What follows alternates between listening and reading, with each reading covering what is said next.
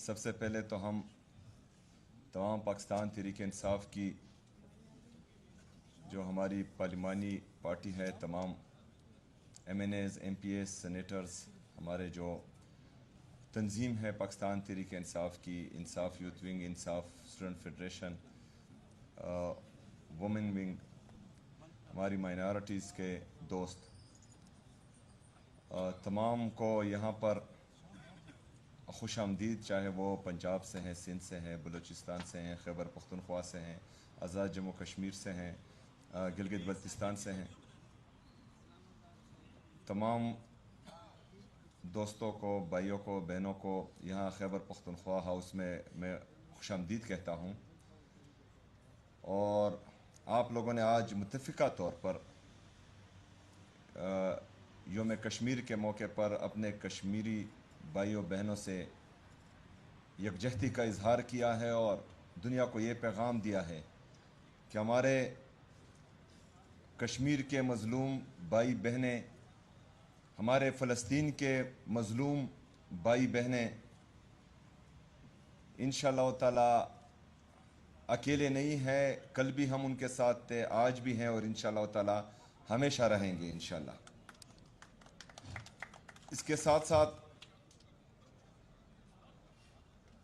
آج جو حالات ہیں، سیاسی حالات ہیں، حکومتی حالات ہیں، اس پر بعد میں بات کرتے ہیں. سب سے پہلے ہمارے لیڈر، ہمارے قائد جناب عمران خان صاحب کی صحت کے حوالے سے جو پوری قوم میں تشویش پائی جا رہی ہے، اور اس حوالے سے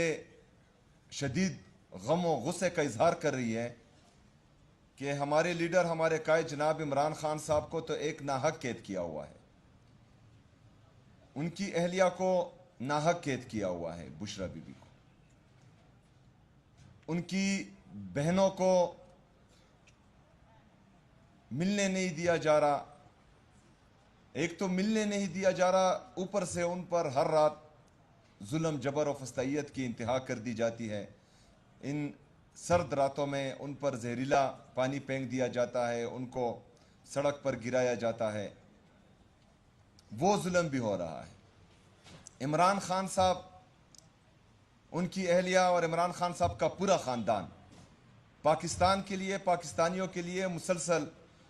قربانی دے رہا ہے، اور بحیثیت پاکستانی، بحیثیت پاکستان تحریک انصاف کا ایک ادنا ورکر، ہم ان کی قربانیوں کو دل سے تسلیم بھی کرتے ہیں. ان کی ہر ایک بات کو، ان کی عزت اور وقار کو، ان کی احترام کو، عمران خان صاحب کی اہلیہ، عمران خان صاحب کی بہنیں، عمران خان صاحب کی پورے خاندان کو وہ ہم دل میں بھی بساتے ہیں اور اپنے سر کا تاج بھی سمجھتے ہیں. اور انشاءاللہ تعالی پاکستان تحریک انصاف کا ہر ورکر، پاکستان تحریک انصاف کی تمام پارلیمنٹیرین ان کے ساتھ مرتے دم تک کڑی رہے گی انشاءاللہ تعالی.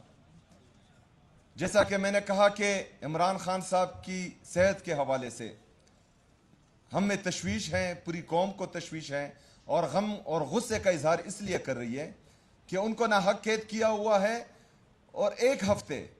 سے ان کو شکایت تھی ان کی آنکھ میں، اور باقاعدہ بتایا بھی گیا. لیکن ان ظالموں اور جابروں نے ایک سابقہ وزیر اعظم اور پاکستان کے سب سے بڑی سیاسی جماعت کے تاحیات چیئرمین، اس پر کوئی غور و فکر نہیں کی، اور بات اس حد تک پہنچ گئی کہ ان کا آپریشن کیا گیا. ان کے ذاتی معالج سے اجازت نہیں لی گئی، ان کی فیملی ممبر سے اجازت نہیں لی گئی، اور اس کے باوجود ان کو پیمز ہاسپٹل لایا گیا جہاں پر ریٹینا کا اسپیشلسٹ ہے ہی نہیں، وہاں پر ان کا علاج کیا گیا. یہ ظلم، یہ جبر اور یہ طبی دہشت گردی، میڈیکل ٹیررزم، ملک کے سابقہ وزیر اعظم، پاکستان کے سب سے مقبول ترین لیڈر، سب سے بڑی سیاسی جماعت کے تحیات چیئرمین، اس کے ساتھ کیا گیا وہ ظلم، جبر، فسطائیت تو ایک طرف، اوپر سے ایک ہفتہ مسلسل تمام پاکستانیوں کی طرف سے، ان کی سیاسی جماعت کی طرف سے یہ کہا گیا کہ ان کے ذاتی ڈاکٹرز کو ان سے ملنے دیا جائے، وہ بھی نہیں کر رہے۔ سپریم کورٹ کے چیف جسٹس صاحب سلمان اکرم راجہ صاحب، جو ہمارے سیکرٹری جنرل ہیں، ان سے ملاقات ہوئی، ان کو یہ باقاعدہ بتایا گیا اور انہوں نے یہ یقین دہانی کرائی کہ رپورٹ مل جائے گی۔ ڈاکٹرز کو نہیں ملنے دیا گیا اور ابھی تک وہ رپورٹس بھی سامنے نہیں آئی۔ تو جب ایک سیاسی جماعت کے ساتھ، ملک کے سابقہ وزیراعظم کے ساتھ، ملک کے سب سے مقبول ترین لیڈر کے ساتھ یہ رویہ رکھا جائے گا، اور اس کے بعد بھی پاکستان تحریک انصاف اگر احتجاج کی طرف جاتی ہے اور پھر یہ کہنا کہ یہ جماعت صرف احتجاجی سیاست کرتی ہے، تو یہ ظلم دنیا دیکھے کہ یہ سب کچھ ہمارے ساتھ ہوتا ہے، اور تمام دروازے کٹکھٹانے کے بعد، تمام دروازوں پر دستک دینے کے بعد جو آخری راستہ ہمارے ساتھ رہتا ہے وہ احتجاج کا ہے، اور وہ احتجاج ہمارا ہمیشہ آخری آپشن رہتا ہے، پہلا آپشن نہیں رہتا۔ جیسا کہ یہاں پر ہمارے قابل احترام قومی اسمبلی کے اپوزیشن لیڈر محمود خان اچکزئی صاحب، ہمارے سینٹ کے اپوزیشن لیڈر قابل احترام علامہ ناصر صاحب، وہ بھی بیٹے ہیں، پوری پاکستان تحریک انصاف ان کو قدر کی نگاہ سے بھی دیکھتی ہے اور ان کا عزت اور احترام بھی کرتی ہے، اور ہمارے لیڈر، ہمارے قائد جناب عمران خان صاحب نے ان پر اعتماد کیا ہے، ان کو یہ ذمہ داری دی ہے کہ احتجاج اور مذاکرات دونوں کا اختیار ان کے ساتھ ہے۔ تو بحیثیت ورکر پاکستان تحریک انصاف، بحیثیت سپاہی قائد محترم جناب عمران خان صاحب، یہ میرا فرض بنتا ہے کہ میں ان کی بات کی لاج رکھوں، اور جیسا کہ انہوں نے یہاں پر آ کر کہا تو میں ان کی مکمل حمایت کا اعلان کرتا ہوں اور ان کی ہر بات کو انڈورس کرتا ہوں۔ 8 فروری پاکستانی تاریخ میں، پاکستان کی تاریخ میں ایک سیاہ دن ہے، اور اس دن وہ کیا گیا جو 1971 اور 73 میں کیا گیا تھا، لیکن پاکستان تحریک انصاف اور عمران خان صاحب کی تربیت نے ہمیں اس کی اجازت نہیں دی کہ ہم کسی ایکسٹریم پر جائیں۔ 17 سیٹوں والوں کو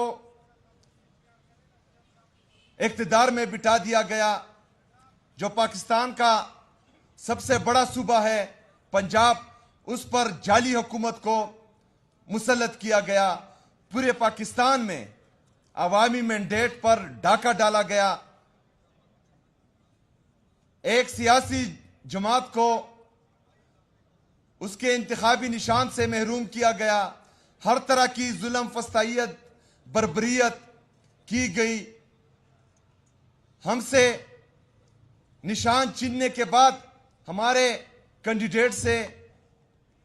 کاغذات چھینے گئے، ان کو کھلا گراؤنڈ نہیں دیا گیا کہ وہ کمپین کریں۔ اس کے باوجود بھی پورا پاکستان نکلا اور پورے پاکستان نے عمران خان صاحب اور اس کی جماعت پر اعتماد کیا اور ووٹ دیا، لیکن بدقسمتی سے ڈنڈی کی زور پر اور بندوق کی نوک پر اس مینڈیٹ پر ڈاکہ ڈالا گیا۔ اور اتنے نااہلوں کو پاکستان پر مسلط کیا گیا کہ جو G D P growth Imran Khan Sahab 6.1 پر چھوڑ کر گئے تھے، آج وہ جی ڈی پی گروتھ 2.6 اور 2.7 کے قریب ہے۔ اتنے نااہلوں کو پاکستان پر مسلط کیا گیا کہ پاکستان کی تاریخ میں جو اندرونی اور بیرونی قرضے 43,000 ارب روپے تھے، 3 سالوں میں جو ہے وہ 80,000 ارب روپے تک پہنچ چکے ہیں۔ اتنے نااہلوں اور نکموں کو پاکستان پر مسلط کیا گیا کہ آج مسلسل پاکستان تنہائی کا شکار ہونے جا رہا ہے۔ پاکستان اپنے ہمسایوں سے تعلقات دن بدن خراب کرتے جا رہا ہے، کیونکہ ان کے پاس نہ جو ہے خارجہ پالیسی ہے، نہ کوئی ریفارمز ہیں، اور نہ ہی یہ کچھ سمجھتے ہیں۔ تو 8 فروری 2024 کو جو ہمارا مینڈیٹ چوری ہوا تھا،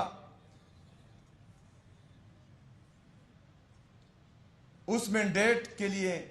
اس 8 فروری کو انشاءاللہ ہم نے نکلنا ہے۔